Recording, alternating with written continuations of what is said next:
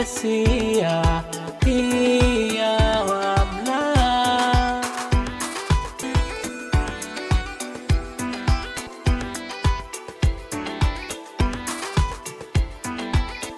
زمصاكم ድማ እግዚአብሔር ይባርኩም አዚናና ነፍቀረኩም ፈትወኩም ሁሉኩም ለካ እንኳን በሰላም መጻኩም አብዘን ክልተ መዓልቲ እግዚአብሔር ክረዳናዩ ጽቡቅ ዝኾነ ጊዜ ድማ ክህበናዩ ኣብ ቅድሚ እግዚአብሔር እምንተወለና ኣብ ቅድመና ፓስተር ዳንኤል ካብ አሜሪካ ካብ ቸርች ናይ ቴክሳስ ደሎ አው ዘላ ናይ አረብ ናይ አምሃርኛ ናይ ትግርኛ ቸርች መስራቲ አው ድማ ዘገልግል አውና ተጋይሽና መጽኢሎ ቆሮብ ብዛዕውዲ ሸይ ነገር ከበኩም የሞ ሽዑናው ተኸገብረኩም ከሕልፎኩም ብዙሕ ካ ወስደሉ ነው ማለት እዩ ወንድማችን ከአሜሪካ የመጣ ወንድ ፓስተር ዳንኤል መሃላችን ላይ ይገኛል ለንደን ብዙ ፕሮግራሞች ነበሩት ትላንትና መራሱ እስከ ማታ ቤቴል ቸርች ወርክሾፕ ይሰጥ ነበር ዛሬም ሳይደክም መቶ መሃላችን ላይ መጥቷል ለሱና ለመንፈስ ቅዱስ ስለረዳው እግዚአብሔርን እናመሰግናለን እስኪ እግዚአብሔርን አመስግኑ በጭብጨባ ክብር ለስሙ ይሁን በጣም እግዚአብሔር የሚጠቀምበት ወንድም ነው ዛሬ አዲስ ነገር እግዚአብሔር ነገና ዛሬ አዲስ ነገር መሃላችን ላይ እንደሚያደርግ በጣም እግዚአብሔርን አምነዋለሁ በሱ እግዚአብሔር ሲሰራ በአይኔ አይቻለሁ ማለት ነው እኔ ምስክር ነኝ አነ ምስክሬ ማለት ነው 2008 አካባቢ ከኤርትራ ወደ ሱዳን ከሱዳን ወደ ቱርክ ከቱርክ ወደ ግሪክ በካሌስ አርገን የመጣነው ሁሉ ሰው እንደሚመጣ መንገድ ላይ ማለት ነው ኩላና ኸብትን መጾብ ወይና መጺና አብ ቱርክ ዘላ ቸርች ዘገልግል ጸኒህና ማለት አብ ቱርክ ዝነበረት ማህበር አምላክ ናይ አምሃርኛ ናይ ትግርኛ አው በናይ መንፈስ ቅዱስ ምንቅናቅ አዚዩ ሕመማት በፍላይ ድፈወስሉ በእንትና ዘራናዮ نحنا خا ጎይታ አው ተቀበልና ሷ ቀበልና ማለት እስኪ ጎይታ ባርኮ አው ጎይታ ተቀበልና አው ድማ አጠሚቁና እዛን የተጠመቅነው ጌታን ምዛን ያገኘነው ብዙ አውሮፓ ውስጥ የሄዱ ኤርትራኖች ኢትዮጵያኖች በሱጅ እግዚአብሔር ሲሰራ አይተናል በተለይ አንድ እህት ከካንሰር በሽታ እግዚአብሔር ሲፈውሳት በአይኔ አይቻለሁ በጸሎት ፕሮግራም እስከ ለእግዚአብሔር ክብር ለስሙ ይሁን በብዙ ነገር እና ብዙ መናገር ይችላልው ደግሞ እግዚአብሔር የጠራው ጥሪ ሞስትሊ ላበሻ ብቻ አይደለም አረብ ካንትሪስ ጆርዳን ኢራቅ ቱርክ የተፈላለው የአረብ ሀገሮች ሄዶ ወንጌል የሚሰበከና ብዙ ደግሞ በወንጌል ምክንያት ብዙ እስር ቤቱን ታስሯል እግዚአብሔር ከእስር ቤት በድንቅና በታምር ምን አድርጎታል አውጥቶታል ማለት ነው ስለሱ መናገር ስለሚያስፈልግ ብዬ ነው እና ዛሬ አሁን ማየት የምፈልገው እግዚአብሔር በሱ በወንድማችን ትልቅ ስራ እንደሚሰራ አምነን መጥቷል ማለት ነው ሲመጣ አሁን ጠርተነው አይደለም የመጣው ሰምቶ ስለኛ ነው የመጣው አቀ ፓስተር ብዛዕባና ሰሚዒ መጽዩ ብዛዕባና ጽቡቅ ፕሮግራም ከም ዝነበረና እግዚአብሔር ድማ ኦሪየንትድ ስለዝገበረና አገልገልቲ ገይሩ ስለዘቆመና በመርአዩ አዚዩ ክሬና ይናፍቀና ከም ዝነበረ ይዛረብ ካብ አፉ ማለት እዩ ከዛረብ ይድሓር ኣብዚ ስለዘብጻሕና እግዚአብሔር አዚዩ ተሐጉሱ መጽዩ ኣብ ለንደን አገልግሎት አለኒ ኮቨንተሪ መጽይ ከራኹም ግን አይከይድኒ ዋላ ክሪኤኩም ኢሉ ነው ክትሬና ጥራህ ይሆንካስ ዋላ ከተገልግለና ጸጋኻ ተካፍለና ምጻይልና መጽይሉ አሞንጎና ሐጂ ሕሙማት አለኩም ዲኹም ተዳለው በምንም አይነት ችግር ዘለና ጸገም ዘለና እግዚአብሔር ካብቲ ቁጻርና እግዚአብሔር ሎማ አንቲ እንታ ከገብረናዩ ጊዜ ክበናዩ ክፈትሐናዩ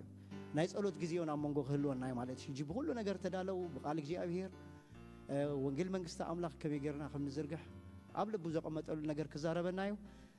መጀመሪያ ለመንፈስ ቅዱስ ለሐርድማን ፓስተር ዳንኤል ነቀድሚት ክጽውዕሞ እስከ ብጣቂት ዌልካም ከንብለና ማለት እግዚአብሔር ይመስገን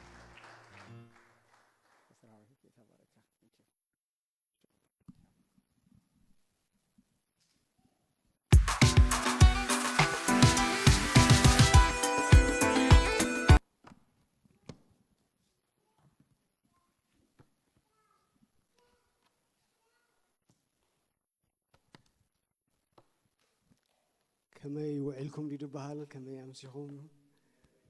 وعلكم يمزو ኢየሱስ ክርስቶስ ጌታ እዩ ኢየሱስ ክርስቶስ ጌታ እዩ እግዚአብሔር አሞንጎና አለው አሜን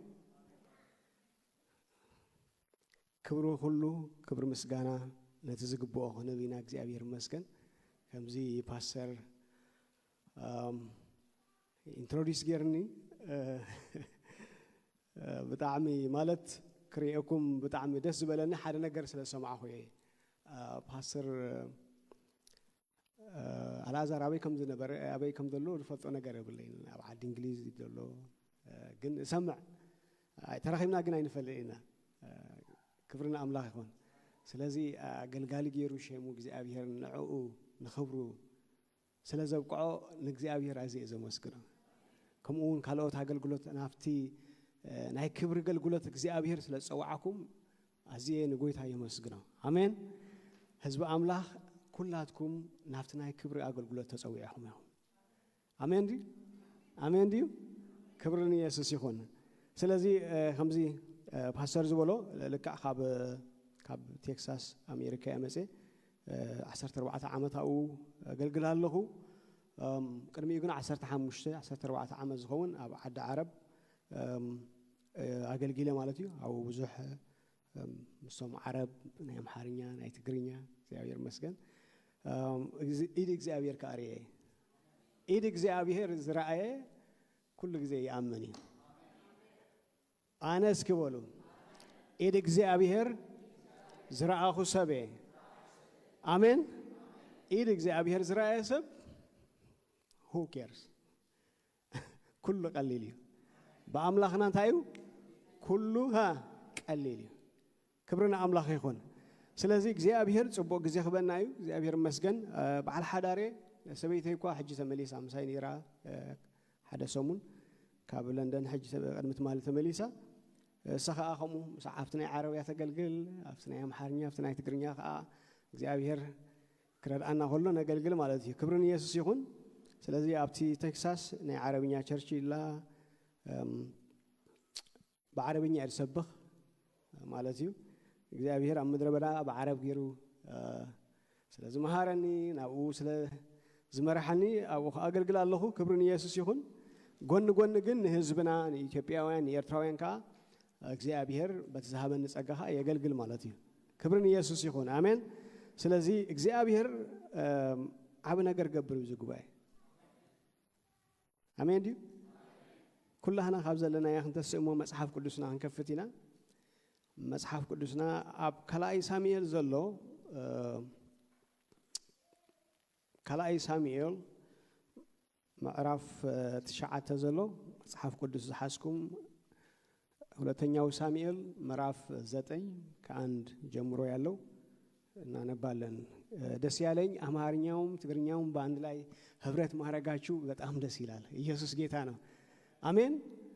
በቃ ኢየሱስ ጌታ ነው አሜን አንድ ከመሆን ሁለት መሆን ይሻላል ሓደ ከመሆን ክልተ መሆን ከተሓብሩ ለኩም ኢየሱስ ጌታ እዩ በህብረት ናይ እግዚአብሔር ስራሕታ ይገብር ቀለም እንኳን በደርግ ዘመን አንድነት ሊፈርስ አይችልም ይያለ መንግስት ኃይለ ማርያም ይፈክር ነበር አንድነት ኢየሱስ ጌታ ነው ሓድነት ሓደ መሆን ሰይጣን አይፈቱኒ ክብር ለኢየሱስ ይሁን አሜን ስለዚህ ሓደ ሆኑ እንብለኩም አለና ኢየሱስ ይባረክ ከላይ ሳሙኤል ምዕራፍ 9 ተጀሚሩ ንክብር አምላክ ደው ስለዝበልኩም ጎይታ ኢየሱስ ይባረኩም ከነነብቢና ካብ ሓደ ጀሚረ ከነብቦየ ዳዊት ድማ ካብ ቤት ሳኦልሲ ምንቲ ዮናታን ኢለ ምሕረት ዝገብረሉ ገለ ሓድጊ ደሆን ይህሉ በለ ጺባ ዝስሙ ሰብአይካ አገልጋሊ ቤት ሳኦል ነበረ ነው ናብ ዳዊት ጸውዖ ንጉስ ድማ ንስኻ ዲኻ ጺባ በሎ ንስኻ ግልያኻ ንሱ ኤበለ ንጉስ ዳዊት ምሕረት አምላክ ክገብረሉስ ካብ ቤት ሳኦል ዶ ገለ የልቦን በለ ጺባኻ ንንጉስ አጋሩ እተጎደኤ እባ ሓደ ወዲ ዮናታን አሎ በለ ንጉስ ድማ አበይ አሎ ንሱ በሎ ጺባኻ ንንጉስ እነሆ ንሱ አብ ቤት ማኪር ወድ ማኤል አብ ሎዶባር አሎ በሎ شعو نقص داويت ليخو كاب بيت ميكار ودي عماليل كاب لودبار أمسو مفوبوشت ودي يوناتان ودي ساول ناب داويت مسيو بقصو تدفيو في الجنبلة داويت دما مفوبوشت بلو نسخة أنه جلخا بله داويتم دما منتي أبوها يوناتان إلى رجس محرت كجبرل كأيمو أي تفرح جراهو أبوها سأولون كمال سلكاي نسخها نحوارو أب ما أدي إنجراك تبلعها بلو نسدما فج ميلون أب كما يزبله موت كلبي جز كاخت ملسي قليها انتا إيو بله كلنا هنسلينا جابير مسكن هاللويا منفس قدس نمسكنا كالونا منفس قدس لعل نبلا كالونا هم نقولنا زلخا نا إخزيابير حيلي نا إخزيابير منفس تزارب تملس دو تبل نا إخزيابير منفس لما أنتي مهنقنا سلزلخا خبرن مسكانا نعاقا يخون بسم يسوس كريستوس إنه إخزيابير أبو كنسمع قالكا كنفلت قالكا كنمهار قالكا كنلوت قالكا كنساجر بقالكا لما أنتي أبزي تركيبنا لنا مو قالكا يحلف نوشتنا يتو نبلبنا يتو نبهوتنا يتو نبحدارنا يتو نبدكنا يتو نبنابرانا يتو أبزغة تمازي يسرح قالكا خلت أفضل لو سيف استسحالي مولو ما أنتي همون قنا بخبرك قالكا زي أبيرك تملالس تسألي اللهو بيجيسوس كريستوس إنه قالكا نصارر زبلة نايت سلاي حيلي ناي مرقم حيلي تقاوامي بيجيسوس سم نوقول لنا بسم يسوس كوجا نتسألي اللهنا سمايات بنايك زي أبير منفس يسأري نتقبل كاسيف وقعتو خمس بالقال كاك زيابير أبو لما أنت نتسألي اللهنا زيابير بيجيسوس سم سمايات كتسأري يتسألي اللهو نتي قبل كاسيف كتوقو بيجيسوس سم نتسألي اللهنا أبزاخ تماك زيابير أبو بيجيسوس سم ناتكا خبري ناتكا حيلي خقلت نتسألي اللهنا زيابير أبو قال كاك سمع نتسألي اللهنا سمايات نجزو لنا بيجيسوس سم زغباي بمنفس كا يغزالو እግዚአብሔር እስኻ መንጎና ምን ተከብር እግዚአብሔር እስኻ መንጎና ምን ተክትር እግዚአብሔር ለማዓንቲ በቃልካ ናብ ልብና እቶ ሃሌሉያ እግዚአብሔር እሙኒኻ ስለዘፍቀርካና ተመስገን እስኪ ስለዘፍቀርካኒ ተመስገን በሉ አዳውኩም አልዒልኩም ስለወደድከኝ ተመስገን ሃሌሉያ سلاماركين تمسجن سلوددكين سلتقبلكين تمسجن أوه هاللويا هاللويا هاللويا هاللويا أوه እግዚአብሔር ስለውዕለት ካነ መስግነ ካለና እሙና አቦ ስለዘለኻና ነመስግነ ካለና ፈቃር አቦ ስለዘለኻና ነመስግነ ካለና ትሕት አቦ ስለዘለኻና ነመስግነ ካለና ብስም ወድኻ ኢየሱስ ክርስቶስ ሃሌሉያ ክብር ሁሉ ሳህ ተወስዶ መንፈስ ቅዱስ ካህ ትምህረና نعاخ أحلفنا نبكالنا كبرن مسجانان كله نتعبي شمكا يخون بجيت هذا يسوع سم آمين أبزل لهم وهفتوا ليهم هاللويا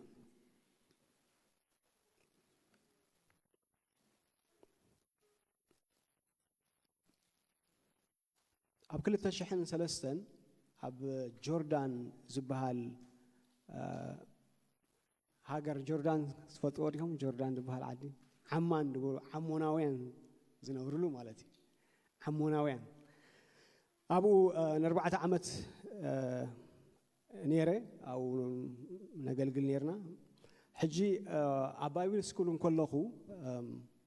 حدا نقرأ مني أبي هوتي أزيو زلوت أني كغير عمري تحساس باي كلوت أزجور نقري مالتي حجي أبايل سكولون كله نحن مهرنا خلنا أنا حدا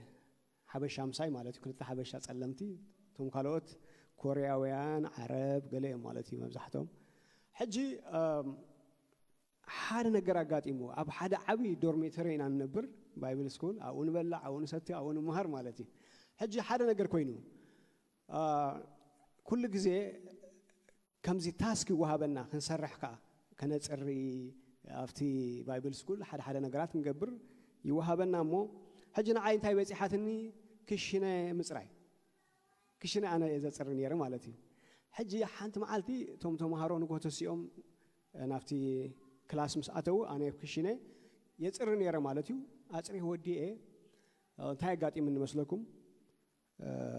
مس وداخو كلاس اتيس كنمسح مس تملسنا حدا ነገር አጋጥመኝ حدا كافتم تماهرو ودي عراقي مالتي بغويتا حاونايو دانيال لو ما انتي تخشنا يصريو ونبلو نحدا سوبرفايزر عينت مالتي كافتم ممهران و كيدو جيتي سوبرفايزر نخشنا خيدو مثلا ريو قال رسحت ريو تحرايت هاي كوين مثلكم دانيال نمنتاي زي يصرا خايلني واي ناس كاسرحاني انا صري اليو السو اي صرا خايل قال له كاري كان عايلني ارئني حقي غناصري حجي كنت تمهراي تايلو احصرين كومبليتلي اب صريت اينبرن عينتي تزاريبو حجي حريق كم منكم يلكا خم زراين سبيلن بين اني رب زي كشنه ما نم سباي مثلا نو خمس زي زبال مالت تمهراي نغيرني شمو بطعم حريقه بقيمتا تملي بقيمتا بقى حريقه شعو خيده تزاريبي صح حساوي خال بطعم حساو سبيخ زي راخايو زي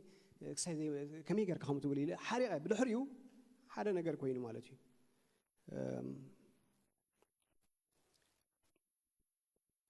ናብ ክላስ ወዲና ናፍቲ ዶርሜተሪ ክንድቅስ መስከና حجي دقيسنا نغو كلنا تسينا تمهارو نتحاوف سلام نبهال السلام عليكم كيف حالك نابلنا بقى بالعربية بقى دس بالهيوتي زلنا بعد بقى جويفول غزينا نحلف نيرنا حجي اتي تمهاراي كا ابتحتي يزدقس كم زي دورميتر تدرارا مشالو ابتحتي يزدقس انا خابله عليه يزدقس حجي وريدي لس مسيو يا حبيبي دانيال فتو حوي دانيال يلوس حقفني حقفني كم زياده دفي حريق كد حساوي بس خان عي امسلو اليو كمي غير كحجم انا عايك تحقفني كمي غير كحوي كتبلني اليو سعدايني شو بك يا دانيال تاي وردك دانيال انتي وردك كتبلني لخا تمالي قبر كاي رسي خايلي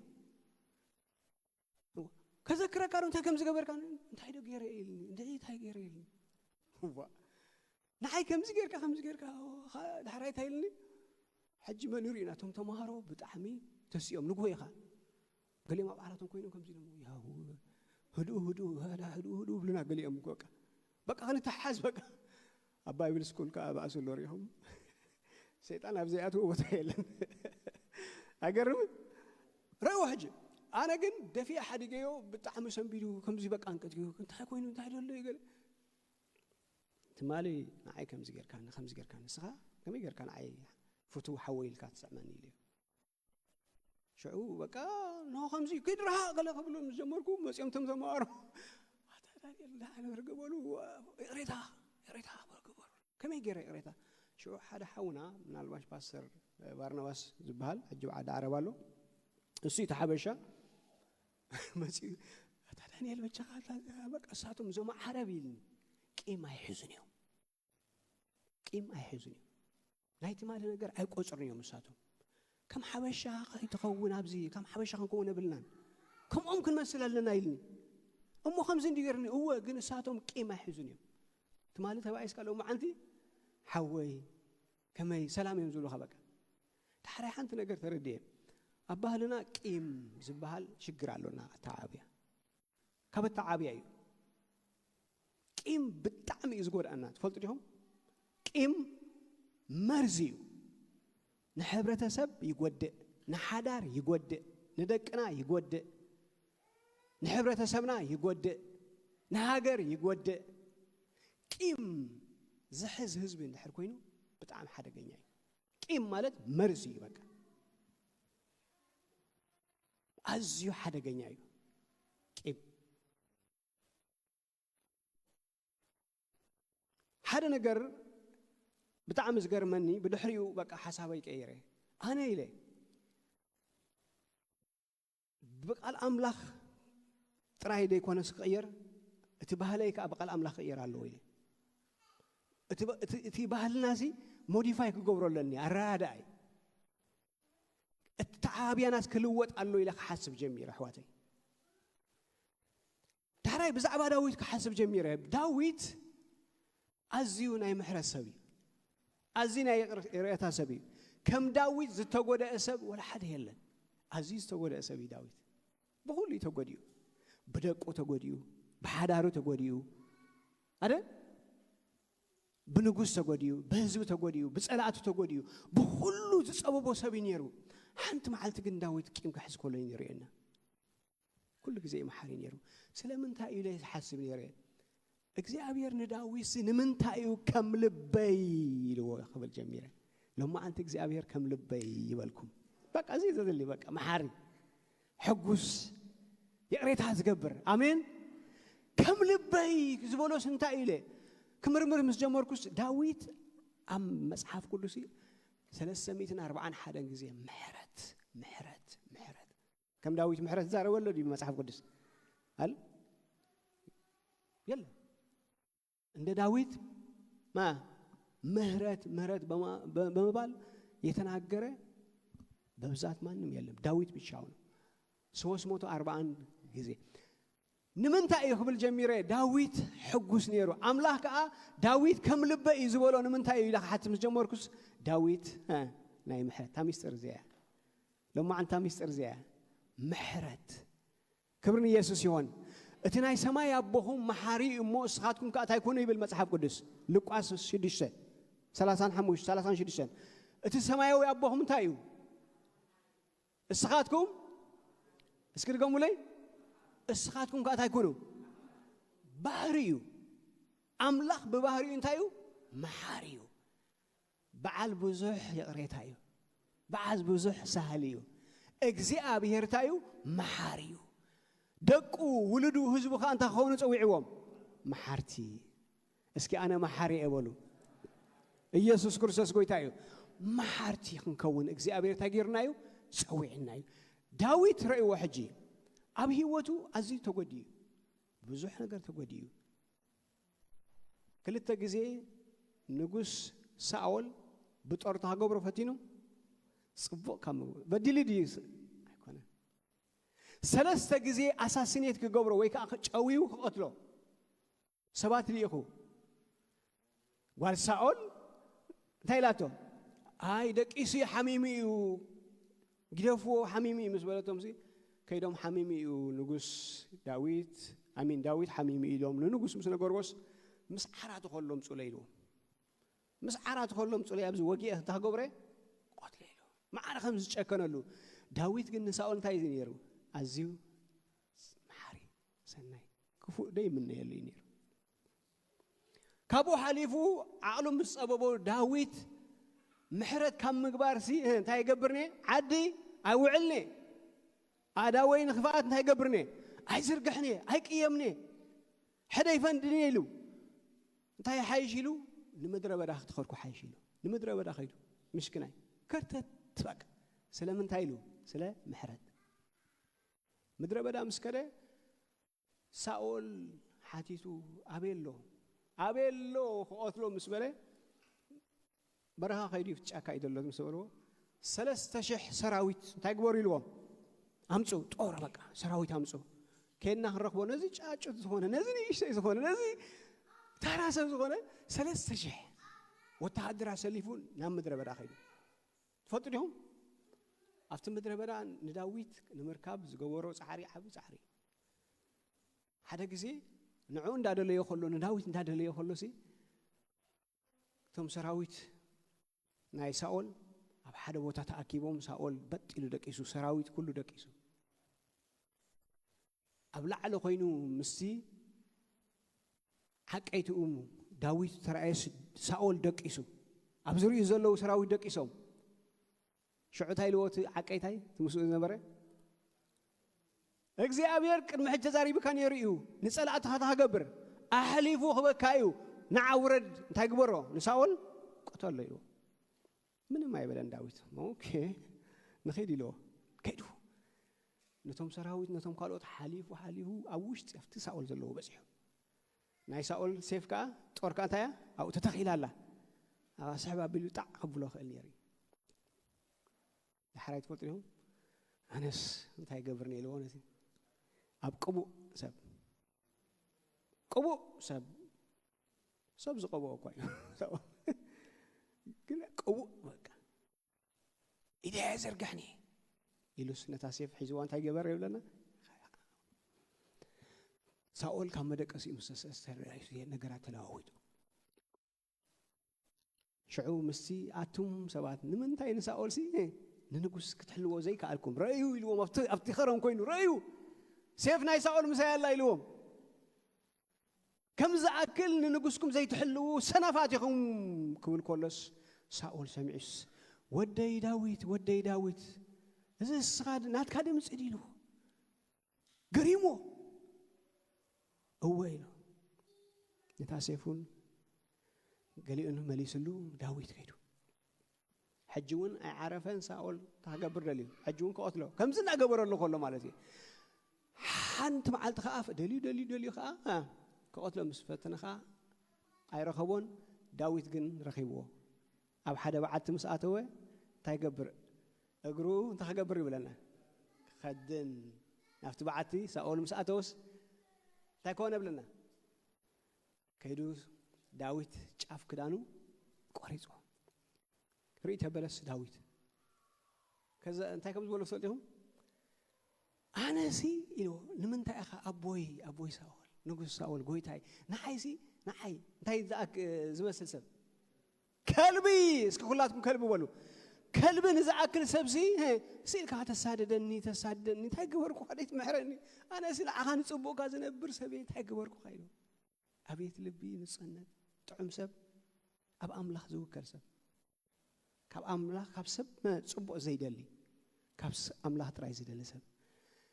ኣነ ከልቢ ኢልዎ በቃ ንሳኦል ከምዚ እቲ ዝኸውን ዘሎ ገሪሞ እንደገና ፅልእ ኣብ ውሽጡ ቂም ኣለዎ ነዚ ቂም ዘውፀሉ ሰብ ደሊ ነይሩ ሓገዝ ዘድልዮ ነይሩ ግን ሓገዝ ኣይሓተተን ከምኡ ኢሉ ቀፂሉ ኣብ መጨረሻ ኣብ ኢድ ፍልስጥኤም እንታይ ኮነ ሳኦል ወደቀ ንዳዊት ምሕረት ከይገበረሉ ዳዊት ግን ንሳኦል ምሕረት እናገበረሉ እንታይ ይብል መጽሓፍ ቅዱስ ሳኦል ከዓ ንዳዊት ሲ ኣብ ኩሉ ዘመኑ እንታይ ነበረ እስከ ሁላትኩም ጸላዩ ነበረ ዳዊት ግን ንሳኦል ኣብ ኩሉ ዘመኑ ኣብ ሕማቁም ኣብ ጽቡቁም ኣብ ውድቀቱም ኣብ ደሙ ባል ኣብ ኩሉ እንታይ ነበረ ፈታዊዩ ጽቡቅ ደላዩ ኣሕዋተይ ንሰብ ጽቡቅ ደላዩ ንሰብ ጽቡቅ ደላዩ ንሰብ ምሕረት ግበሩ እግዚአብሔር ብምሕረቱ ክሪኤኩም መጽሓፍ ቅዱስ ሳይ ዝብለሎ ሰማያዊ አቦኹም መሐሪ ስለ ዝኾነ እስኻትኩም እንታይ ኮኑ መሐርቲ ኩኑ ክብርን ኢየሱስ ይኹን ክንምሕር እግዚአብሔር ፀዊዕና ናይ ምሕረት ሰባት ክንከውን ይፀዊዕና ኢየሱስ ጎይታ እዩ ኣብ 2009 ዲነሩ ኣብ ቱርኪ ሓሙሽተን እስኻ ሓሙሽተን ኢኻ ነርካ ኣብ 2008 እንታይ ከም ዝኾነ ክነግረኩም ኖ 9 ሶሪ ተስተመርዓ ኩሉ ዓመተ ምህረቱም ረሲዕ እዩ ኣብ መርዓይ ክነግረኩም ዝኾነ ክነግረኩም ሓደ ነገር ሼር ገይረ ገብረካ ነይረ ኣብ መርዓይ ሓደ ነገር ኮይኑ ሕጂ እቶም ቸርችና በቃ ፓስተር ስለ ዝኾንኩ በቃ ኣብ ዓብ ሆቴል ከምዝም ገብረልካ ኢና ከለኖ ናተይ መርዓ ኣብ ቤተክርስትያን ጀሚራ ኣብ ቤተክርስትያን ትውድእ ፒሪድ ኣብ ኣበሊዕና ሁሉ ኣብ ኣይና ንውድእ ኢሉ ዳሕራይ ትፈልጡ ዲኹም ክልተ ገልገልቲ ሓደ ካብ ስዊድን ሓደ ካብ ኦስሎ ፓስተር ሲራክን አቤልን ተዓዲሞም ፓስተር አቤል አምልኮ መራሕፍቲ ጉባኤ ፓስተር ሲራክ ክሰብኽ ማለት እዩ يملخ حوي بقى تقبع بقى نملخ نزلل نملخ دنجت حجتاي كوينه انا مسوم عرب سلسرح سوداناوያን ሶማላውያን عرب صحدو ብዙሕ ሰብ ይተዓዲሙ አው መንዕድ ተዓዲሙ ሎ መስለኩም ሓደ በክልተ መርኩስ ዝመፀ ክራንች ዘለዎ ሒዙ ዝመፀ ተደጊፉ ይናፍቲ ላዕሊ ሸዋዓይ ደርቢ መፅዩ ንመርዓይ ማለት እዩ ሱዳናዊ ዓጥፍ በሃል ሕጂ መስክሮሊ ብዙሕ ግዜ ብዛዕባ ጎይታ ብጣዕሚ ሓዝፈትወኒ መፅዩ ምስ መፀ ናምለኽና ኾለና እሱ ኮፊሉ ሰብ መለኽ ይዘሎ ክልተ ግን አምሓርኛ ዝዛረባ አሕዋት ነይረን እንታይ ይብለን በዓረብኛ ሓዊ ነደንሎ ሓዊ አካለ ይብለን ኦኬ ሓዊ ነደዳሉ አካለ ሕጂ በዓረብኛ ይዛረበን ሞ አሕስናር ፍጅስሚ ገለብለን ሳተን ዓረብኛ ይፈልጣን አምሓርኛ እንፈልጣ ታኻት ብለለኻ ድሕሪ ሓንቲ ቃል ፈልጥ ፋየር ብለን ሕጂ ፓስተር ሲራክ ካብ ሮሕ ምስራኤዮ ናብኡ ኸይዱ ድሞ ዛረሙ እንታይ ይኹን ካብሎ ናር ሽዑ ፋየር ብሎ ሽዑ በታ እንግሊሽ ፓስተር ሲራክ መንፈስ ቅዱስ ትንክፎኹም ዘሎ ፈሊጡ እንታይ ይኹን ካብሎ አቦይ በመንኪና ገይሩ ሃሪምኒ ክልተ እግሩ አልሚስዎ ኣብ ገዛ ኻኣቱ ኸለኹ ካንሸሎ ኮነ ኢሉ ብገለም ዝተጻልኡ ብሰንክቦየ ከም ዝኾይነ ኢልዎ ሽዑ እንታይ ይብሎ ፓስተር ሲራክ ቁርብ ዓረብኛ ኣላቶ እሞ ነቦኻ ሲቕሬታ ዶ ኢልካ ይብሎ ነቦይ ኢሉ ሰበቅ ነው ከመይ ገይረ ነቦይ ኣነ ይቕሬታ ብሎ ነዚ ዘብቅዓኒ ቦይ ነው ኢሉ እሞ ጎይታ ክፍውሰካ ይደል ደሎ ነቦኻ ይቕሬታ ተደይ ገርካሉ አይትፍወስኒኻ ኦልሬዲ ክፍውሰካ ደልዩ መጺካሉ ኢሉ ሽዑ ነጊርዎ ምስ ነገሮ ቁርብ ሓልሞታ ክገብር ኢልዎ ነቦይ ይቕራ ይብሎ ኣለኹ ንዓይ እውን ይቕሬታ ግበረለ ይበል ሕጂ ክጸልየልካ ኢልዎ ሕራ ኢልዎ ሓንቲ ደቂቃ ይጸልየሉ ኢዱ ጥዕና ቢሉ ጸልያ ቢሉስ ኪት ተመላለስ ምስ በሎስ ነዘን ክልተ መርኩስ ደርቢስ ክመላለስ ጀሚሩ ኣብቲ ዓቡ ጉባኤ ሃሌሉያ ክመላለስ ምስ ጀመረ እቲ ጉባኤ ኣቦም ልኾ ይነሩ ምዝላሊ ነሩ በቃ ደስ ብል ሳይ ነሩ እቲ ጉባኤ ካብ መዝሙር ቶም መዘምራን ክሳዮም ደርቢዮሞ እቲ ማይክሮፎኖም ደርቢዮሞ ሙዚቃ ደው ኢሉ ሰብ ምክንያቱ ኣብቲ ከተማ ፈልጥዎ ኩሉ ይፈልጦ ከምዝ እንዳበለ ኸይድ ብክልተ መርኩስ ክመላለስ ጀሚሩ ሰበይቱ እላ ክልተ ደቁሉ تا ጉባኤ በአውያት ተመልያ በአውያት ተመልያ ድሕሪው ግርም ይብለኩም አነ ሰበይቴን መርዖትና ዘይዘለልና በቃ ክብረ ክንሕሉ ገለልና ኸፊልና ገለ ኩሉ ይዘለል ነሩ አነም ክዘለል ምስፈተንኩ ሰበይቴ ከተኸፈል ኢላትኒ ኮፊል ግን ንባዓት በዚ ዘረር ብል ነሩ ሸው ነብዕ ነራ ሸው ጎይታ ታይል መስለኩም anyway ታሪክ እሱ ይኮናን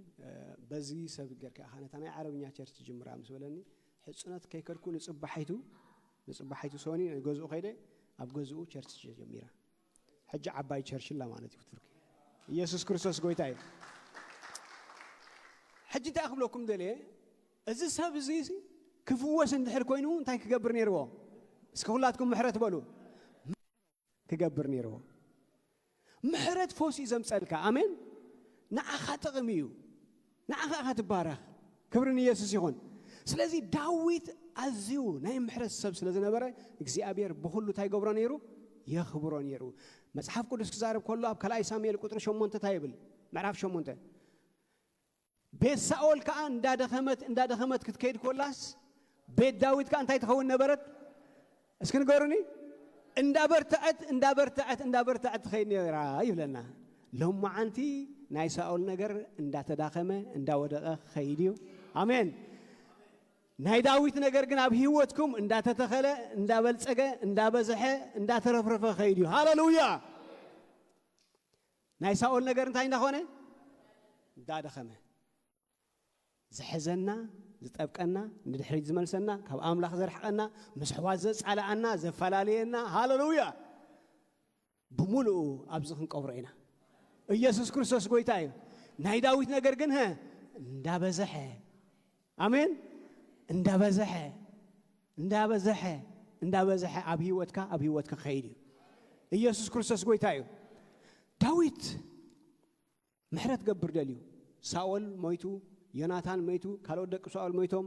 ብሙሉኦም ረጊፎም ሰራዊት የለን ዳዊት ናብ ንግስና መጺስ ካብ ቤት ሳኦል ገለ ሰብ ዶ ሁሉ እንታይ ክትገብር ኢሎሞ ምሕረት ሳኦል ከይዱ እንዲዩ እዚ ርጉም እዚ ኸፉእ እዚ መርዛም እዚ በቃ ከይድልካ እኮ በቃ አይ ካብ ቤት ሳኦል ምሕረት ገብረሉ ወላ ሳኦል ተኸደ ጸላእየ ተኸደ ናቱ ዘርኢ ተለወስ በጃኻው ታግበሩለይ ኣምጹለይ ሲባ ዝበሃል ናይ ሳኦል አገልጋሊ አሎ ሓደ ወዲ ማን ወዲ ሞቢፌሴት ዝበሃል ኣብ ቦልዶቫር ዝበሃል ኣብኡ ኣብቲ ገጠር ኣሎ ስንኩል ኢልዎ በልኬድካ ታይግበረለ ኢልዎ ኣምፀለይ ኣይገርመኩም ኣምፀለይ እንታይ ገብር ዳዊት ደልዩ ምሕረት ክገብር ደልዩ ኣለኹ ኢልዎ እስኪ ምሕረት ገብር ደልዩ ኣለኹ ብሎ ደጊምኩም እስኪ ምሕረት ክገብር ደልዩ ኣለኹ ፈትሽኩም ንሰባት ምሕረት ክበሩ ምሕረት ማለት የቅሬታ እንታይ ማለት እዩ መቅሬታን ምሕረትን ይፈላለዩ መቅሬታ ኣብ መንጎ ክልተ ሰብ ዝግበር ነገር እዩ ያረብለልካ ኣለኹ ኦኬ ምሕረት ግን ኤክስቴንድድ እዩ በቃ ሰብ ይስማዓካ ይረአየካ ኣይረአየካ ይሃሉ ኣይሃሉ አሜን ምሕረት ማለት እሱ እዩ ስለዚ ኣምጽዎ ኢልዎም ነዚ ስንኩል መፍፈሸት ኣምጽዮም ኣብ ቅድሚ ዳዊት ኣቕሪቦሞ መፍፈሸት ስኻዲ ኻይልዎ ጎይታይ هو ኣነ ኢሉ ኣብ ቅድሚኡ ሰጊዱ እንታይ ገበረ በቃ ፍግም በለ ኣብ ቅድሚ ዳዊት ሽዑ መፍፈሸት ዝበልዎ ክነግረኩም ከልቢ ዝመስል ሰብ ንዓይ ክንዝኣክል ምሕረት ክገብረለይሲ ኣነ መን ኢሉ ኣዋታይ ሕጂ ዘክሩ ዳዊት ንሳኦል እንታይ ኢልዎ ከልቢ ንዝመስል ሰብ ከልቢ ንዝኾንኩ ሰብ ንምንታይ ተሳደኒ ኢልዎ ሕጂ መፍፈሸት ወዲ መጺኡ ንዳዊት ኣይብለሎ ከልቢ ሪኹም ዘራእኹሞ ተዓጽሉ ዘራእኹሞ ከም ተዓጽሉ ትፈልጡ ዲኹም ዘራእኻ ኢኻ ተዓጽል ንዓይ ሰናይ ክትገብረለይ ጽቡቕ ክትገብረለይ ምሕረት ክትገብረለይ ኣነ መን ኢልዎ ኣብ ማኣደይ ንዘለዓለም ክትበልዕ ኢኻ ኢልዎ ምስ ደቀይ ክትበልዕ ኢኻ ሃሌሉያ ናይ ኣቦ ሓጎኻ ናይ ኣቦኻ ሃብቲ ብሙሉ እንታይ ክገብረልካ መልሰልካ ኣቤት ምሕረት ኣትመሕዋት ምሕረት ግበሩ ንሓና ኢቱ ምሕረት ፎስና ኢቱ ምሕረት ሃሌሉያ ብዙሓት ሰባት ብዝተፈላለየ ጎዲኦምኹም ክኾኑ ይኽእሉ እዮም ኣቐይሞምኹም ክኾኑ ይኽእሉ እዮም እግዚአብሔር ግን መሓሪ እዩ ኣምላኽኩም ግን መሓሪ እዩ ኣምላኽና ግን መሓሪ እዩ ይርዩ ኣሕዋተይ ንጥቕምና እዩ ምሕረት ክንገብር ከለና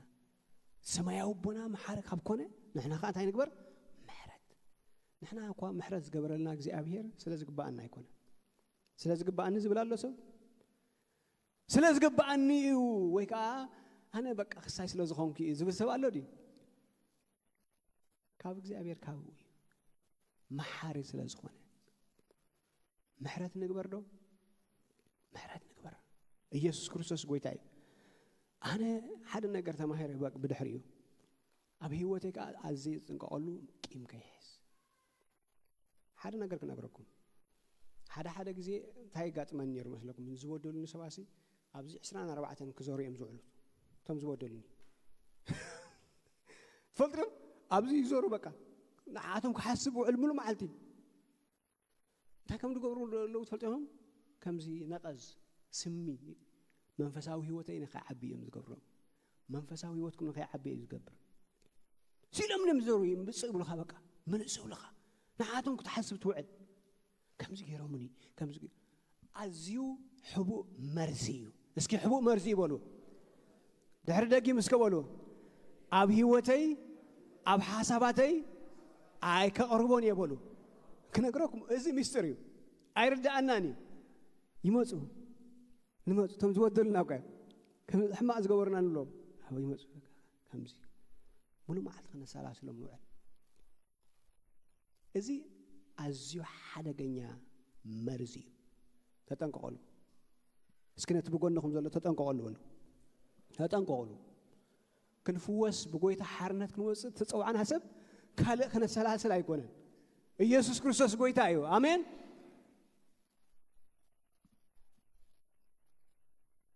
እግዚአብሔር ንዓና ብፎሲ ይከመላልሰና ዘሊ ሓደ ግዜ ታኮይኑ መስለኩም ምሳሌ ዳብዚ ሕልኩም ስለዚ ርኡኳ እዩ ሓንቲ ኣብ ቤተ ክርስቲያናስ ከምዚ ጋጢምዋ መዘምራንያ ኣዝያ ጣዕም ሰብያ ሕጂ ኣብ መዘምራን እንታይ ላ መስለው እንታይ ኮይኑ መስለኩም كمزي لاتهم بقى مزمران شجر تفتر زي تقادو تتصالا تبقاس تقايم منم زي تسامع خوينا بقى شعوتنا مزمران مراحي مصمو باسر تنغبرينا تشكرنا نبر حفتنا يقول انتي ياغاطيم انتي بقى مش كله قال نغير نحل ناس قال نغير تترجمو هو لوط ابيلا يلوس بتاعم بقى تشنيو بقى انتاكم دخونه بقى انت نغبر عينا يلين شو أنا صوع عمو رخبة عمو إعللا شو أنت هيوس كي هوت كم سول كواس هوت أقول مس نجارتني I know really فلتو دوم I got it كاب إثيوبيا نعد عرب زمسأت له مخنيات كريستيانات حق زوم أما قدي أم رخيبهما أدي أحواتا بمولهم نسيجهما الصغي يوزلس يخي تقم زي بالك يخي لهم دربيهم يحواتا أما قد ندار عوان قون سرح خلو خمس جيرهم يهرم وانير أدي أشكينات الله أحواتا أشكينهم لا كريستيانات مصر خبوا أم لحنا بتخرسنا مسيوم شجرات رديهم كساجيرهم ما مالتي شعون عد عرب لي أخو مخسرح عد عرب مسيا حجي انتهي تبلني even أنا عدّي زبل سبع يدلني لا سمع يدلني عدّي زبل سمع يدلني حجي قلعت يا تكير تقبر أفتي سرحنا يتم عرب قلعت توم زعبيهم قلعسي عديهم بدق ختمس والله ماما داولو نديهم كحفوا خلوس كريهم كلوس كم زي تايز بحال كرام سيخا قتلهم مسألين عد يلصو عسام تاي قبرني حيفوتني تقوديا امو ريت اخذ قبر لهم تخلي انا نزيوم كم يقرا ندي كم يقرا نحواتي كم يقرا ما يكهرم حديرو انا ابدق حديره ጨፋፍ እንዳበልኩ ሁሉ خمس ገረም ዘሃረሙ ነحواتي ይቆም كم يقرا لا نو زي ازاري بيا نو أي فتصم أيكلني شو قوي قص نتا غبركو غزي ناوسركو سايمس غبركو قرب برين وش تامر اخ تحري شدي شاور حدي قال بقى خنزا اكل غزي وشدي شوعه ورحون ايدنو دويلك بجاخ يقرا يبلهم مخنياتو بزعبا كريستوس بزعبا فورو مس فلطات مسرد اغله anyway سنبت أمين عربي معلتي مسيا فاسر لهم عن توسين الله خدول لهم يعني بيت سوي لهني حرايلي قوي تبارك برنامج سودانا كيدا في تدول له بوتا دويلا ماما أنا من قالكي مولو أدي ويلا عبيدة قالي مولو يا ريت أحد قبر لي دخي إلى تعرفين ما جمرين أدين دخي نمنت يا ريت هذي قبر لك ريت استقبر لي سبي بكريستوس يا ريت هاجر الكله أوي لا أبت تليفون مزرعة سينا ديا وأنا نداولت مالتي نحوات ندك أسوي عتهم ندك إيه كي ريت هتقبر لي خيرات هو نقول له نعاي ريت استقبر لي نمنت هنا أخم زي قبر لكم بزعبها قويتا نجيراتهم مسكرات لهم قويتا بمولهم بأزعك بيتسب بمولو قويتا تقبلهم وتم حوات هقلقلتي أم حج أقرموكم من يسوس قويتايو هقلقلتو خينهم حج جنزبت له خلهم قالت بقول تفويسات حافتي أفتي فتخسي أنا نايبرا خسب كوينا تلويتا እንኳን ንኻልኦት ክትጎድእ ዝተጎድኡ ክትሓቆፍ ጀሚራ እዛ ሰብ እዚኣ ኣሕዋተይ ምሕረት استماحركم سباتكم زخونكم እንታይ ትግበሩ ኣይትረስዑ ብዝኾነ ብዝተፈላለየ መንገዲ ተጎዲእኩም ክትኮኑ ትኽእሉኹም እግዚአብሔር ግን ታዩ መሓሪ እዩ አሜን ኢየሱስ ክርስቶስ ጎይታ እዩ መሓርቲ ዝተኸገብርዮም እንዳኸገብርዮም ምሕረት ክረኽብዮም ሎማዓንቲ ከይተምሕሩ ዝሕዘኩም ዘበለ እግዚአብሔር ከውድቕ እዩ ኢየሱስ ክርስቶስ ስም አሜን ብበረኸት ክትብጽሑ ኢኹም ብሓጎስ ክትምሉ ኢኹም መሓርቲ ሰብ ትሪኢኹም ትፈጥሩ ኣዝዮም ብሩኻት እዮም በቃ ሕጉሳት እዮም ኩሉ ግዜ ሕጉሳት እዮም አሜን ጉዳይ ምስ መን እዮም ዝገብሩ ምስ ልዑል እግዚአብሔር እስኪ ጉዳይ ምስ ልዑል እግዚአብሔር ገብር ይበሉ ሃሌሉያ ንሕና እኮ ብዙሕ ግዜ በቃ ፈውስን ደሊ በቃ ዙርያ እንታይ ዝበሃል በቃ نوي خير كادلي قادليها حتصيري تفوسي امين محرت غورو كتفوسو محرت نغبر كنفوسينا كبرن يسوع يكون امين سلازي داويت مبار مفواس ترايد يكون محغواس ترايد يكون سي اب قدم እግዚአብሔር ፍትዋት ይሁን በሆጋት ይሁን ሞጉሳት ይሁን አሜን ከም ልበይ ዝብለኩም ይሁን በቃ ስለዚህ ጎየኹም አይኮነን ስለዚህ ገልገልኩም አይኮነን ስለዚህ ጻዓርኩም አይኮነን ገለ ስለዚህ ገበርኩም አይኮነን እንታይ ስለዚህ ገበርኩም ከም ዳዊት ልቡ ስውር ጥዑም ልብ ይለለዋ መሐሪ ልብ ይቀረ ዝብል ልብ አሜን አሜን ይቀረ ዝብል ልብ ነዚ ጎይታ ምስ መሃረኒ ተናይ መጀመሪያ ዝገበርኩዋ የቅሬታ ቴሌፎን ደውለ ንሓትነይ የቅሬታ ኢልያ نيش يقول له بديلات الناس أبزي حزنيره كل جزء ذكرها نيش يقول نيره جن الله هاوش تينيرو عاد ويله مجمرة تجرا حتى ني محرت جرا الكلام نمن ده محرت دموت قبل الليل هن أنا عايش معني نعيقنس دفولت أنا جرا الله ده حن محرت جرا الكل هون إيش يقول له زجبر كني ليه كم يحق سكوينا مثلكم يسوع كريستوس قويتاي محرت نكون آمين እግዚአብሔር አቦና ታይ ስለዝኾነ መሐሪ ስለዝኾነ አሜን ለማዓንቲ ኣብዚ ጉባኤ እዚ ፈውስ ኸውኒ ብናይ ምሕረት አምላኽ ክንብጽሕ አሜን ሃሌሉያ ፈውሲ በቃ ፈውስ ኸውኒ አሜን እግዚአብሔር ብምሕረቱ ተኸገብረና ክትንክፈና ከበጽሐና ልብና ክትንክፍ አሜን ሓዳርና ክትንክፍ ናብራና ክትንክፍ حتى محواتي قويت هاي كريستوس كوا زي قبأنا محرت كوا يجيرلنا مسكرنتنا من آمنوا قال سمك زي أبيهرنا من تقلت سألون إحنا كم زخنا السجنا سلا دوينا سلا حاتياتنا سلا بدلنا أمس قال تيجيرلنا جنا حاتياتنا تات كلنا كريستوس تيجيرنا تجبرنا كريستوس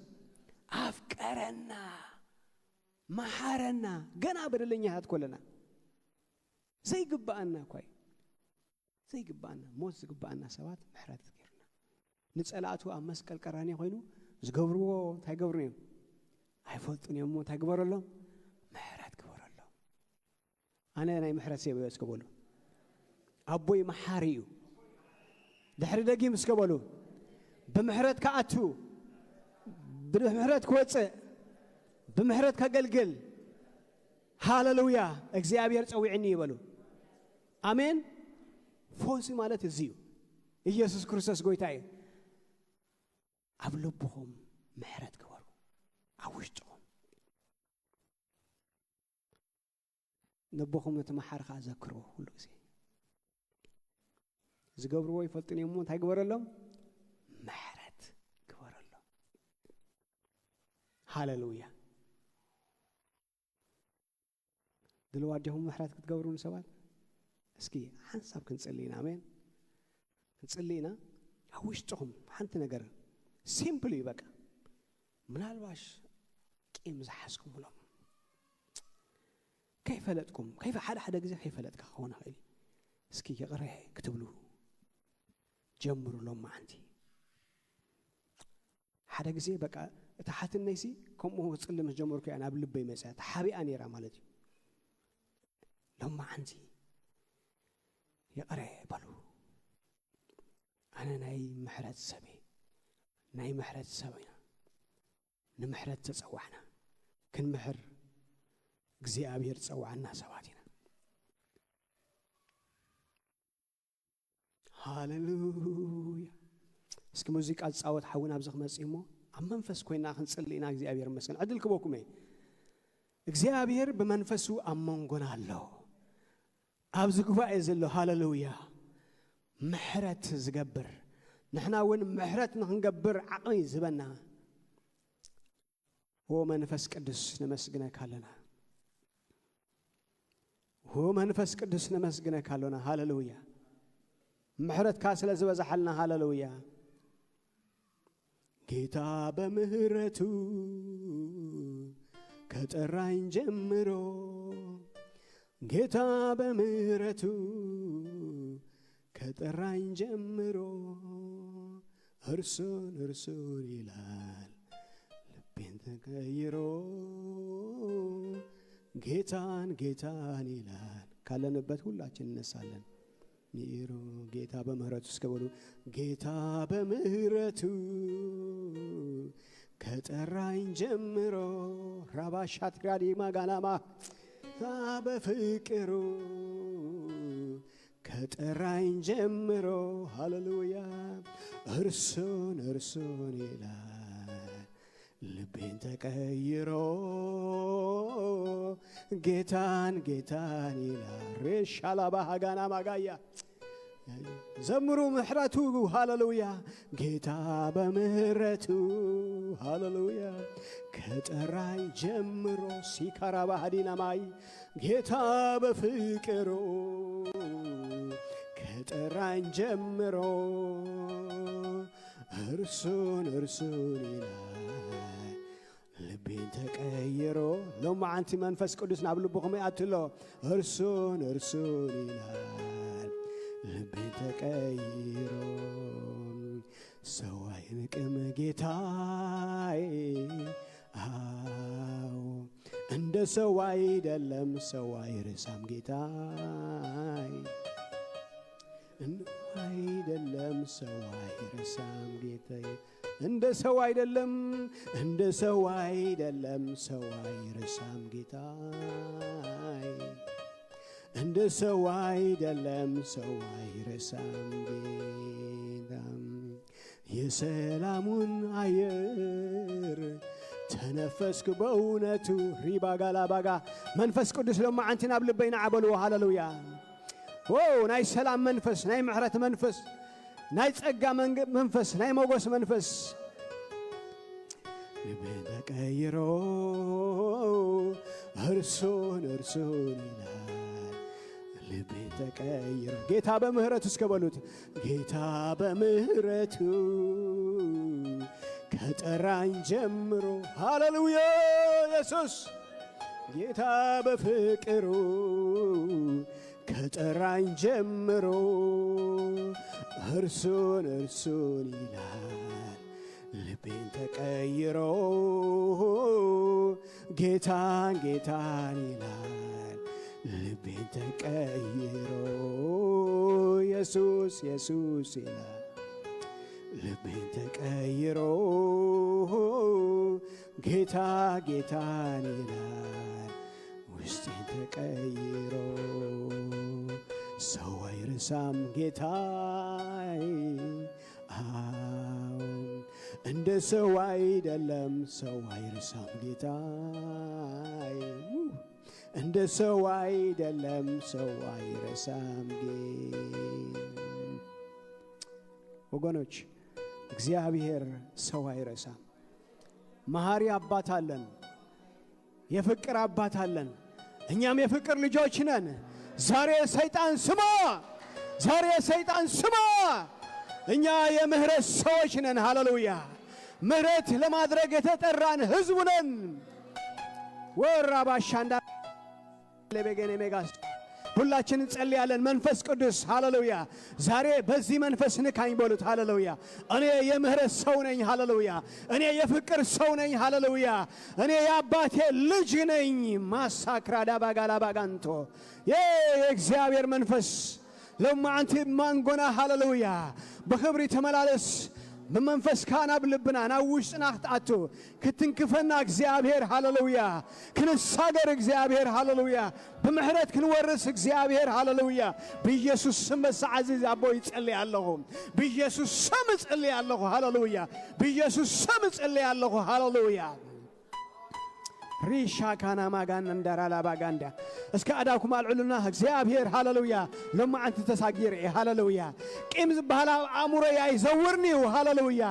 هي كما سانتا لا باغانا ماغاندا بفكر يتنكاو سو نኝ بمهرتو ሃሌሉያ የተጎበኘው ሰው ነኝ ዛሬ እግዚአብሔር አባት ሆይ ህዝብን ንካ ጌታ እግዚአብሔር ሆይ ህዝብን ፈውስ እግዚአብሔር አባት ሆይ በተክርስቲያናችን ፈውስ እግዚአብሔር ሆይ ልጆቻችን ፈውስ እግዚአብሔር ሆይ ፈውስ ይለፍ ሃሌሉያ የመንፈስ ኃይል ይለፍ በዚህ ሰዓት ጌታ እግዚአብሔር ወደ ልጆቻችን ምህረት ይፍሰስ ይፍሰስ ወደ ልጆቻችን በምህረት መንፈስ ይሞሉ በይቅርታ መንፈስ ይሞሉ ሪማጋ ሳንታላባ ጂኔ ሜክራዲ ጋላላቦሻ yes እግዚአብሔር አባት ሆይ በምህረት በዚህ ሰዓት ጎብኘን ሃሌሉያ ቀባን ጌታ ሆይ ሃሌሉያ ኖራባጋና ማጋሳ ምህረትን ያሰብን እንገባለን እንወጣለን ሃሌሉያ ምህረት ያደረግን እንገባለን እንወጣለን ጌታ እግዚአብሔር ሆይ ይሄን የማይወድ ሰይጣን የተመታ ይሁን በኢየሱስ ስም የተወጋ ይሆነ በኢየሱስ ስም የደቀቀ ይሆነ ጌታ መንፈስ ቅዱስ ሆይ ልባችን በዚህ ሰዓት ንካ የምህረት እጆች ይዘርጋልን ዛሬ የምህረት እጆች ጌታ ሆይ ይዘርጋልን ሃሌሉያ ፎሲ ወደ ልጆቻችን ይለፍ ወደ ልጆቻችን ይለፍ ሃሌሉያ ራካታ አንድ ነገር አለ እግዚአብሔር መስገን ኢብን ወደዚህ ከመምጣቴ በፊት ነው ይሄ የምህረት መንፈስ ወደ ልጆቻችን እንደሚሄድ ልጆቻችሁ ዛሬ ሃሌሉያ እንዳው የምህረት ሰዎች የይቅርታ ሰዎች ነው ቆም በቃ እንደዚህ ይገለጣሉ አባን ጸልያለን በዚህ ሰዓት አባን ጸልያለን አብስም ወደኻ ኢየሱስ ክርስቶስ ናይ ምህረት ካመንፈስ ናብደቅና ከሐልፍ ለማዓንቲ ክመልእ ልቦም በኢየሱስ ስም ንጸልያለና ምህረት ዝገብሩ ሆኑ በኢየሱስ ስም ንጸልያለና እነሆ እግዚአብሔር አባት ሆይ በኢየሱስ ስም በምህረትካ ከተንከፉ ንጸልያለና ሆራቻና ማጋላ ባጋና ማጋ ጌታ በምህረቱ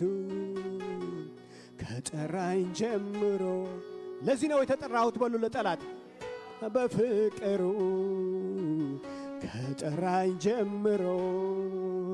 እርሱን ይላል ዋሳያ ልቤ ተቀይሮ ኢየሱስ ይላል ልቤ ተቀይሮ ጌታ በምህረት እስከ በሉ ደግማችሁ ጌታ በምህረት እየጎበኛችሁ ነው እግዚአብሔር በምህረቱ ሃሌሉያ ሌላ ሰው ሆናችሁ ከዚህ ትወጣላችሁ ሃሌሉያ መፍቅሩ ከጠራኝ ጀምሮ እርሱን ይላል ልቤ ተቀይሮ ጌታ ይላል ልቤ ተቀይሮ ሰው አይረሳም ጌታ እንደ ሰው አይደለም ሰው አይረሳም ጌታ እንደ ሰው አይደለም ሰው አይረሳም ጌታ ዋው መንፈስ ቅዱስ ፓሻ ያሸታ ባቡሻ እንዳያሳታራ ባጋያ የሼባባ ሳንዳላቦሻ ካና ማማሽ የሼባባ ሸተከሮ ባላ ማጋሳንዳ ረበሸን ተለበገና ማሶታራ ባሐዲ ገላባጋዝ ዋሳ ደመሻባባ ሼሻ ኦ መንፈስ ቅዱስ ሴባጋ ሳታራ ባጋና ማጋ ወረሸለ በገና መጋና ማጋ የምህረት ሰው ነኝ በሉ አውጁ ለዚች ከተማም አውጁ ለልጆቻችሁ ለቤተሰቦቻችሁ አውጁ ለወገኖች አውጁ ወራማጋና እኛ የፍቅር ሰዎች ነን እኛ የምህረት ሰዎች ነን ሃሌሉያ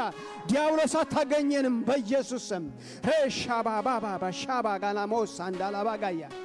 ማሲትራ ዲገና ማሶን ተላባጋና ማጋያ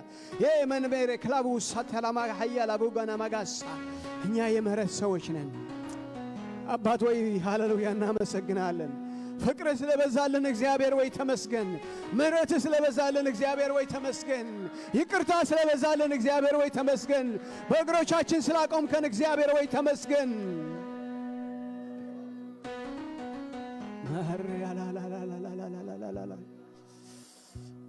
ሜራባሻላባጋና መውላባ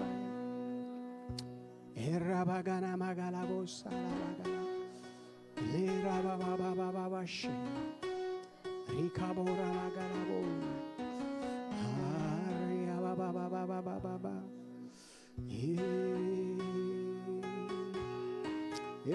ማማሳላ ስራው እየሰራ ነው የእግዚአብሔር መንፈስ ወገኖቼ። እግዚአብሔር መንፈስ ይሐልፍ ይዘሎ ኻባኹም ሐሊፉ ኻባኻትኩም ናብ ካልእ ሬካባ ባባባባባባባባባባባባባ የባባባቦ የዳዳዳዳዳዳውያ የራማማማማማማቦ ሻላላዳዳዳዳዳዳዳ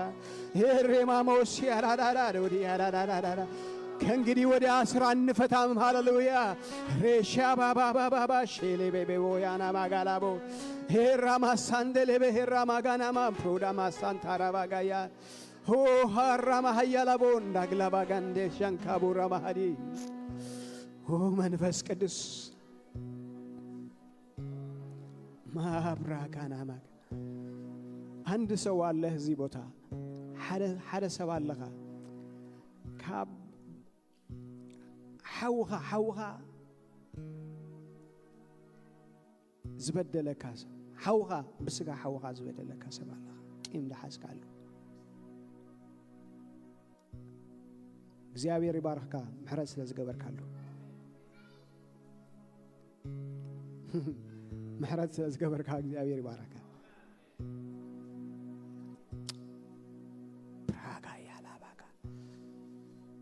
ኢየሱስ ማሪ እግዚአብሔር ተመስገን። እስኪ አመስግነው ነዚህ ጎይታ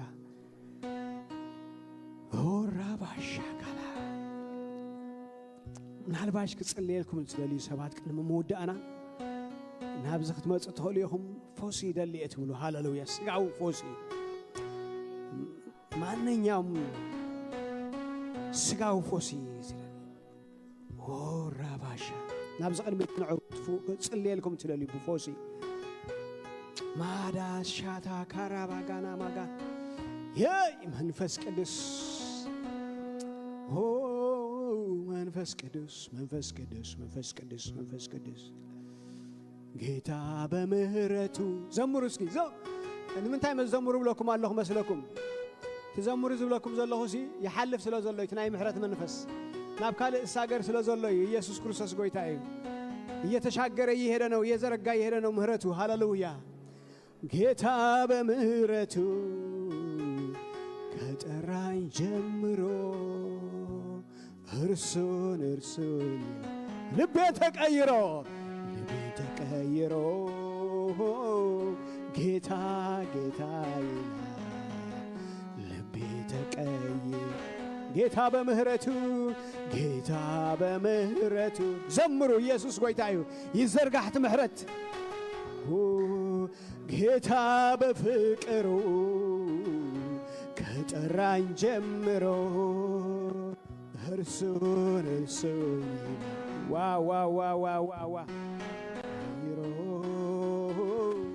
ጌታ ዶክታሪ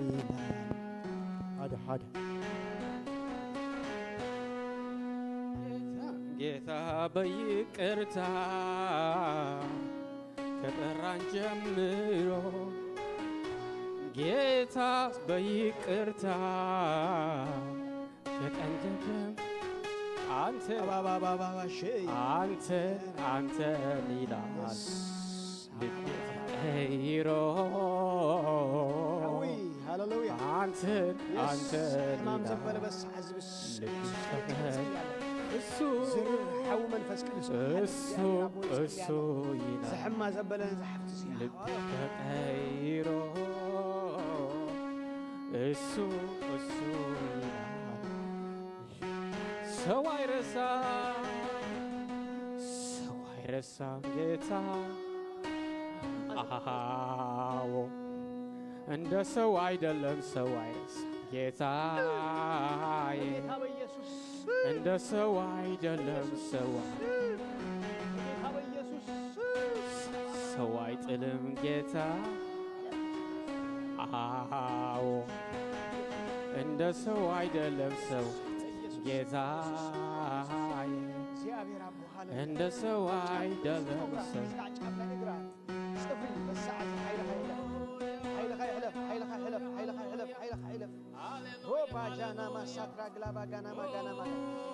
እንታይ ከአሎ ከተፍቀረኒ ዝገበረካ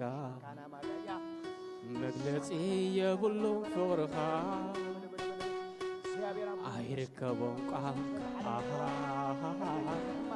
አይርከቦም ቋንቋ አይርከቦም ቋንቋ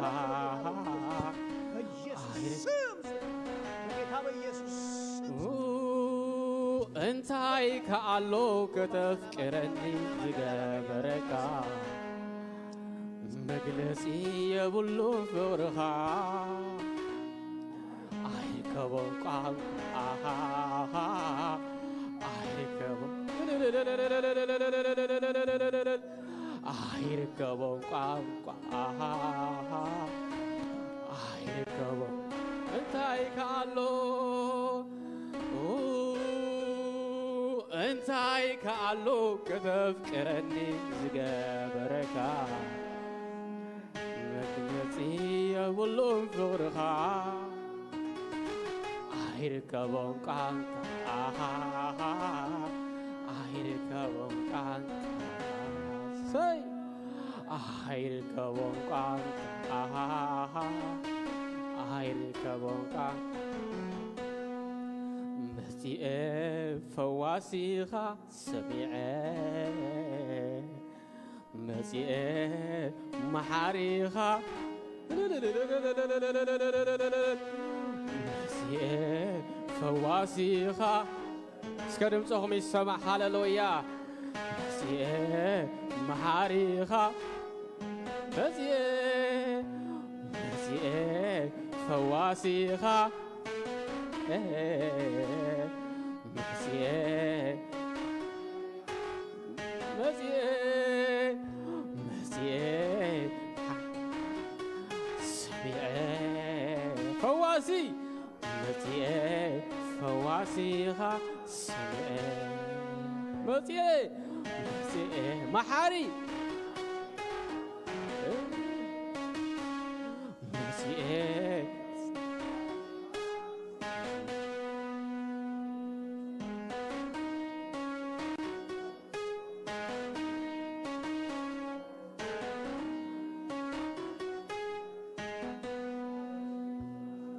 ርእይ ኣቢለካስ ክምለስ ኢለ ልበይ ሰሊብካዮ ምሳኻ ኢለ ካብ ጥዑም መዓር ጸባ ካብ ቅድሽቶ ኢየሱስ ኢየሱስ ዝብልኻስ ክንደይ ርእይ ኣቢለካስ ክምለስ ኢለ ልበይ ልበይ ሰሊብካዮስ ምሳኻ ካብ ጥዑም መዓር ጸባ ካብ ቅድሽቶ ኢየሱስ ኢየሱስ ኩሉ ጊዜ ስራሕካ ገርመኒ ኩሉ ጊዜኻ ተገርመኒ ኩሉ ጊዜ ስራሕካ እስከ በዛ ኣምላኽ ዝተገረመ ኣሕዋተይ ሃሌሉያ እስከ በዛ ኣምላኽ ዝተገረመ ሃሌሉያ ኩሉ ጊዜ ስራሕካ ገርመኒ ድምፅኹም ሓፍ ኣብሎ ሃሌሉያ ኩሉ ጊዜኻ ኢየሱስ ንስኻስ ክትንቀቐለይ ክዝኮነኒ ጎይታይ ኣምላኸይ ኣነ መን እየ بتي كنت يا زرح راح علي إنا حاضري يقرب أنا مني بتي كنت يا زرح راح إنا حاضري يقرب كل جيزة سرحك قرمي كل جيزة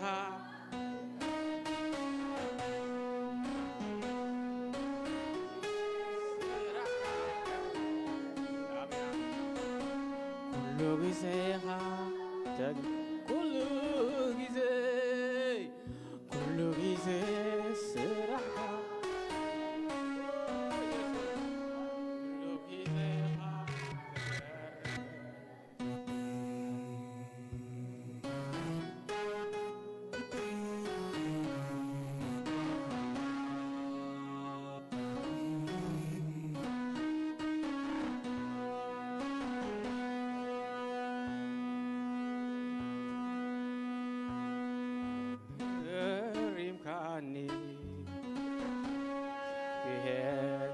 فلوي يخافلوي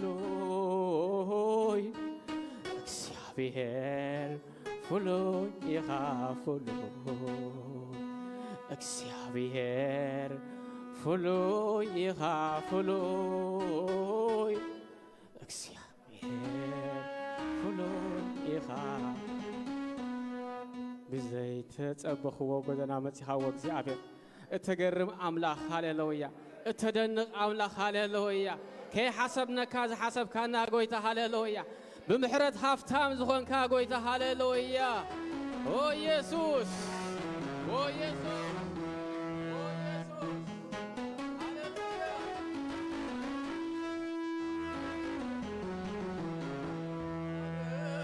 هاليلويا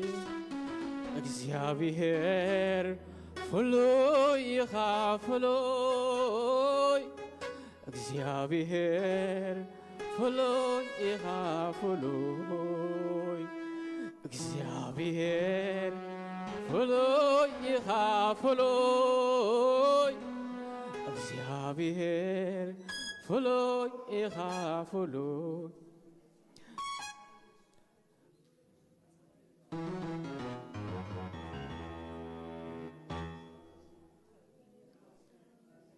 መንፈስ ቅዱስ ናይ ህይወትና ዋና ዝኾንካ ጌታ ሃሌሉያ ናይ ህይወትና ዋና ዝኾንካ ጌታ ሃሌሉያ ሃሌሉያ ኢየሱስ ኢየሱስ ኢየሱስ ኢየሱስ ኢየሱስ አንተ ነው የነፍሴ ትርጉማ እውነተኛ ወዳጅ የኑሮ ጣዕማ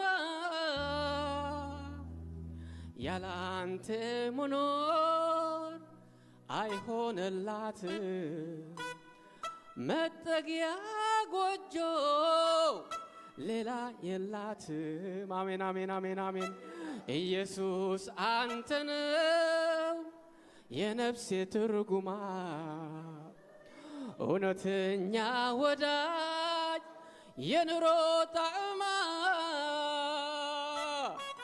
ያናንተ መኖር አይሆንላትም መጠጊያ ጎጆ ሌላ የላትም ዋላ ወደ ውሃም እንደምትናፍቅ ነፍሴ ነፍሴ አንተን አንተን አለ ነፍሴ አንተን አንተን አለ ነፍሴ ወይ ነፍሴ አንተን አንተን አለ ነፍሴ አሜን አሜን አሜን አሜን አሜን بزي بقى خاطركم يبلين اسكبلوا هاليلويا ኢየሱስ አንተ ነው የነፍሴ ትርጉማ እውነተኛ ወዳጅ የኑሮ ጣዕማ ያላንተ መኖር አይሆንላትም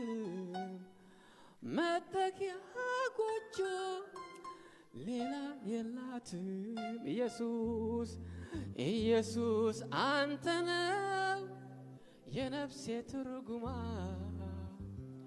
እውነተኛ ወዳጅ ኢየሱስ ክርስቶስ ጌታ እዩ ሃሌሉያ አሜን ዘምረው ዘምረው ዘምረው አይሆንላትም መጠጊያ ጎጆ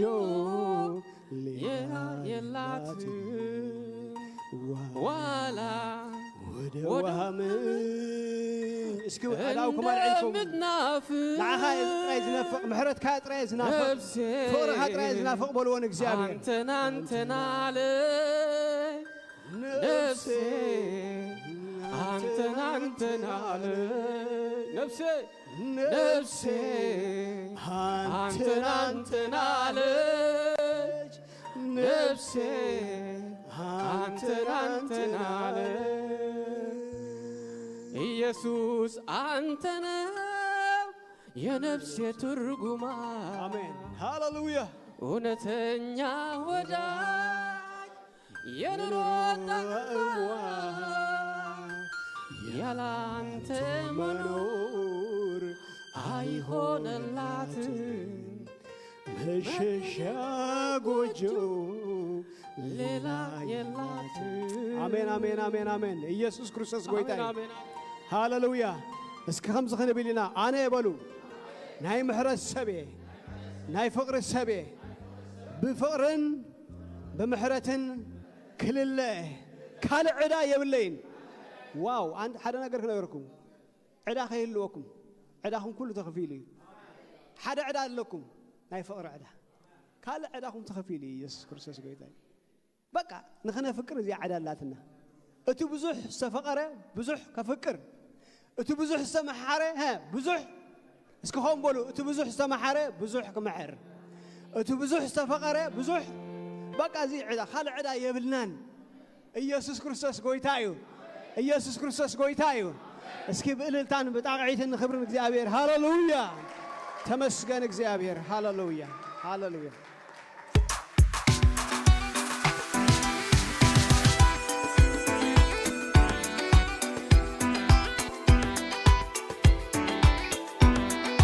Glessy